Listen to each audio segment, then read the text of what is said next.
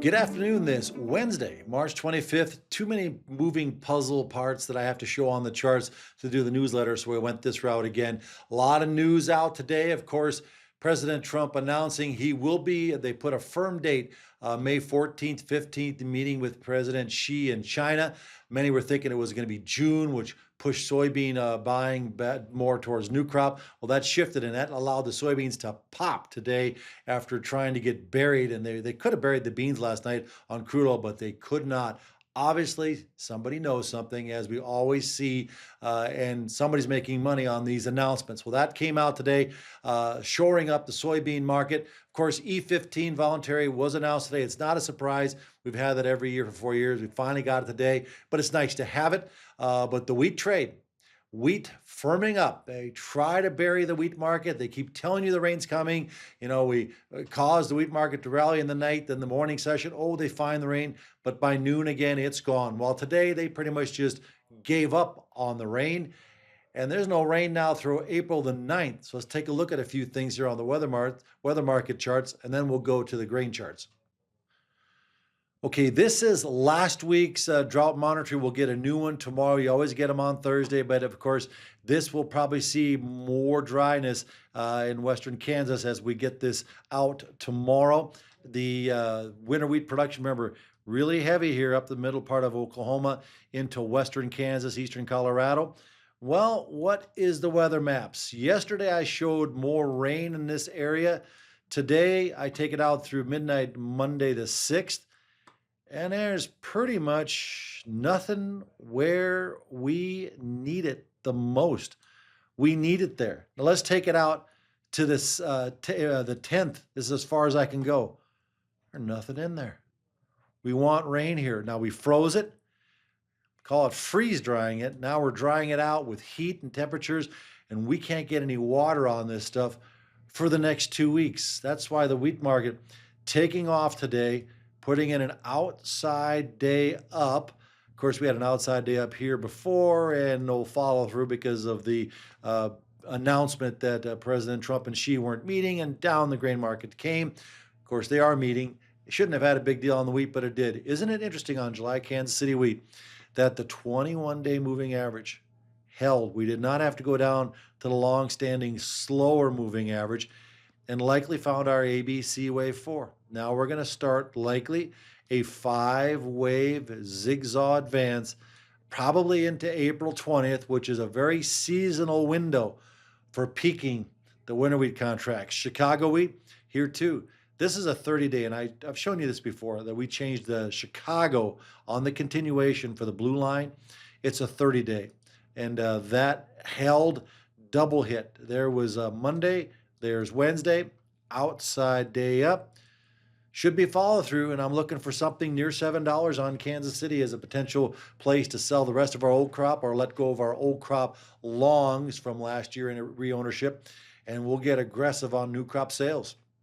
Corn, of course, outside day up, follow through from the outside day down we had on Monday. Again, we think this now, wave 4 was completed, this vicious market. Wave 3 on the war, A, B, C, higher C, which is always friendly when that wave 4 comes in above 1, and the C is higher than A, and there's a 1, 2. Now, we should be a minor five waves and a wave 3 up into the 480 range for May corn. Likely the results of the crop report too, possibly next week. And we'll see. July has a shot into the 490s. Now, I have to say something about next week's WASDE's crop report. Farmers were mailed these cards out around mid-February. And a lot of these cards were already going back at the beginning of the war before fertilizer really went nuts. And from several of our contacts, we're finding out that farmers are making slight shifts. Some making more drastic shifts, but most don't. But even just an average shift of 5%, since the start of the war, can have a dramatic effect. And basically, we're going to have a crop report on next Tuesday that is not accurate. And again, we're all going to talk about how well it's going to come down to the June 30th report. If you're getting value from this video and want more, just check out our daily newsletter. Each morning, we send a market summary to start your day, plus deep dive analysis, trade alerts, breaking news, and videos just like this. Whether you're a farmer, trader, or just tracking the markets, it's a great way to stay ahead. Start a free trial by scanning the QR code on screen or clicking the link in the description. Call us at 701-222-0221 or visit heartlandinvest.com. As many will have to state afterwards that the 31st report is not going to be accurate enough. Soybeans on the news of President Trump meeting with Xi, and somebody knew something. They could have buried these soybeans last night with that down crude oil market. Didn't even want to look at the low made 2 weeks ago. So obviously, at minimum, ABC pop up in here. Whether we're done with four or not, and we could subdivide wave fours. That's what I hate about wave fours. We can subdivide them and get something like this where you chop inside of it, still break, and then go. But for the moment, we have a lift happening, and they think we're going to be meeting with President Xi, buying some beans out here. Maybe we have another run back at the highs now in wave 3 of 5. Maybe it doesn't come in at sharply new highs, but maybe we double top, and that gives it our wave 3 of 5 and then a fourth wave pullback later on. But for now, can't disregard that we are friendly on these bean prices. They can't take them down. They can't do it after a 2-day break. Well, I guess we're going up. Cattle. Now, some would say you're just lucky. Well, there's an old saying, I'd rather be lucky than smart any day, right? Well, the cattle trade continues to remain bearish, and right when it has to be bearish, not even on the opening, midday, they bury the cattle market. Box beef falling out of bed. The cattle are too fat and the demand is too slow. So choice going $5.03 discount to select. Doesn't happen very often. Doesn't usually last very long. And if this lasts too long, then it's a signal to the world that, hey, guess what?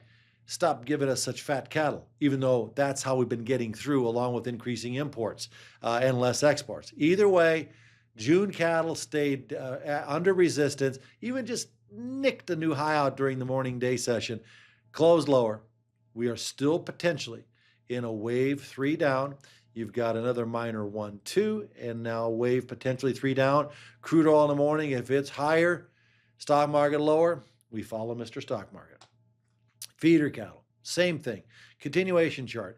Not only did we knock on yesterday's high, we even took it out by a few ticks just to close back lower on the session. Again, following Mr. Stock Market. Now, if we did push higher, I still have this thing where you had after this 1, 2, 1, 2, 3, 4, 5 down. There's your 1. You can do an ABC up. Still get a 2 here.